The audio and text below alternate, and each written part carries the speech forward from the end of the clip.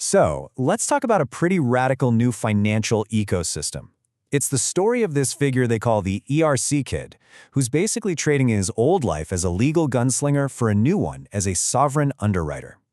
He's setting up his new venture, APP-PROPRO, down in South Beach, Florida, and the plan is to build a completely self-contained financial town, one designed to protect and grow your wealth totally outside the old-school system.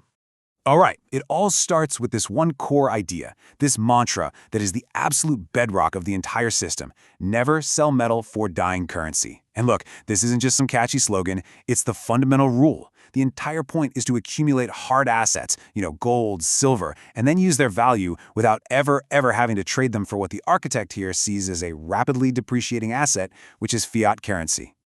And that leads us to the big question, right? This is the central puzzle that the ERC kid's whole architecture is designed to solve. How do you take something like a bar of gold, which is traditionally just a rock sitting in a vault, and turn it into a tool you can use for everyday life? How do you unlock all that power while keeping the asset itself safe, secure, and compounding? Well, the answer is this really fascinating mix of old-world law and some seriously cutting-edge technology. So here's how we're going to break down this private sovereign treasury. First, we'll look at the big idea, the philosophical shift behind it. Then, we'll dig into its foundation of law and sound money. After that, we'll explore the digital engine running the whole show, see how it all works in practice, and finally, wrap our heads around the complete vision for this sovereign estate. Okay, first, the big picture. Traditional finance, it's often about reacting to problems. Someone breaks a contract, you sue them. It's a fight after the fact. This new model is all about what's called preventive legal engineering. It's about building an environment using smart contracts and very specific legal frameworks where, at least in theory, breaking the contract is just nearly impossible to begin with. Now let's get to the foundation. What is this whole thing actually built on? Well, it's a really cool combination of basically the oldest form of money known to man and a very specific type of human legal authority. This isn't just about code floating in cyberspace. No, this is anchored to the real world with law and precious metals. The first pillar here is a super important legal distinction. See, we're not talking about your local notary who just stamps a document to say they saw you sign it. No way. In this system, a civil law notary is more like a legal architect. They don't just witness a signature. They actually certify the intent, the animus, of everyone involved. They form what's called a notary guild, and they act as these sovereign nodes, keeping the whole town's legal system intact. And the second pillar, that's the town's official currency, sound money. Specifically, they use the goldback, which is a physical instrument with actual atoms of 24-karat gold embedded in it. By getting everyone to agree contractually to use this as the money, the system anchors itself to a real, tangible asset. This protects the trust res, that's the underlying gold and silver in the trust, from all the wild inflation and volatility of traditional currencies. Okay, so we've got our foundation of law and gold locked in. Now, let's look at the seriously sophisticated digital engine that powers all the action inside this financial town. It's called the Private Sovereign Treasury Operating System, or PS-TOS, and it's really a stack of different tokens where each one has a very specific job to do. First things first, every engine needs fuel, right? In this case, it's an ERC20 token called the APP utility coin.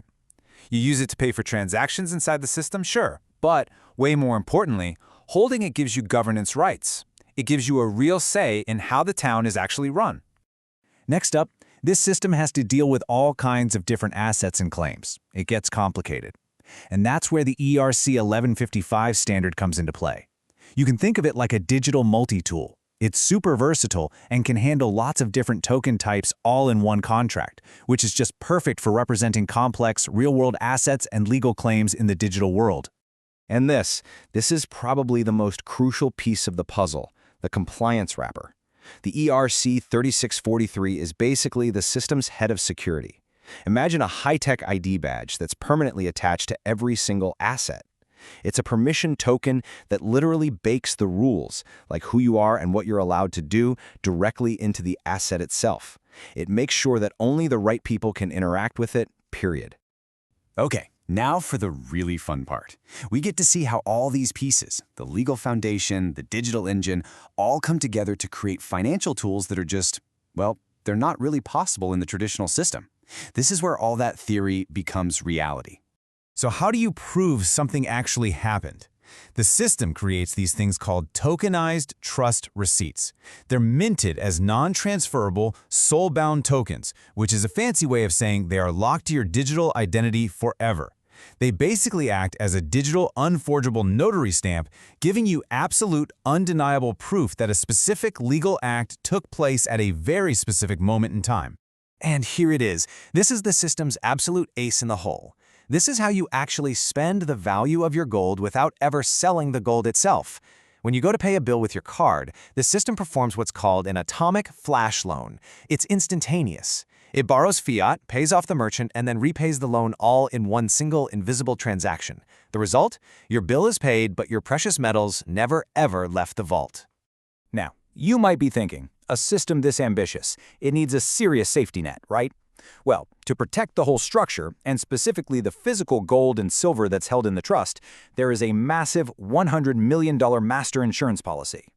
And let's be clear, this is not just some random insurance policy. We're talking about a $100 million policy underwritten by Lloyd's of London. This provides an institutional-grade firewall against risk, and it lends the level of credibility and security that is absolutely critical if you want people to trust a brand new ecosystem like this. All right, let's bring all these pieces together now. We've looked at the legal foundation, we've seen the digital engine, we've explored the financial tools. Now let's zoom out and look at the final structure that all of this creates. A fully operational, totally self-contained financial town designed from the ground up for long-term wealth preservation. You see, this whole digital town is firmly anchored in the real world, using the established language of commercial law. It uses specific articles from the Uniform Commercial Code to lock in its legal claims over assets and to establish legal control over its digital records. So this isn't some rogue operation. It's a system that cleverly speaks the language of regulated finance to secure its place in the world. And that brings us right back to where we started, the ultimate goal. The entire complex architecture is built to serve this simple three-part strategy. 1. Accumulate hard assets like gold. 2. Use those assets as collateral to generate liquidity. And 3. Let that underlying capital compound in value over time, totally protected from both inflation and the risk of ever being sold off. Which, of course, leaves us with the final big question. This incredibly sophisticated blend of civil law, precious metals, and bleeding-edge blockchain tech. It presents a really compelling vision. But is it a truly durable new model for holding on to wealth for the long haul? Or is it maybe just an elegant but ultimately fragile high-tech house of cards? Well, that's what we're all about to find out.